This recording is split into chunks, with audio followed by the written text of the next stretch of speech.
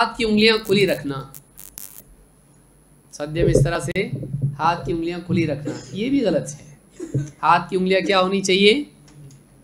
समेट लेना चाहिए। हाथ की उंगलियां पूरी सद्य में समेट लेना चाहिए।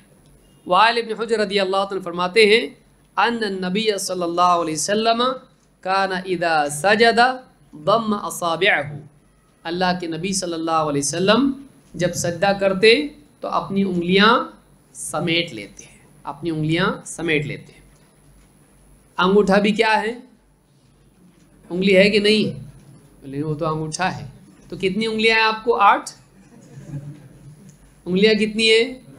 10। तो वो भी उंगली ही में आता है, उसका नाम अलग हुआ तो क्या हो, लेकिन वो भी 10 उंगलियां हाथ में होती है आदमी के, तो वो भी अंगूठा उंगली में ही शुमार होता है। दम असाबिया, तो अपनी उंगलियों को क्या करे आदमी? समेट ले सद्दे में। तो बाद लोग खुली रखते हैं, ये भी साबित नहीं है, बल्कि समेटना सुन्नत से साबित है। इस रिवायत को इमाम इब्न खुज़ैमा, इब्न हिब्बान और हाकिम ने रिवायत किया और ये हदीस सही है।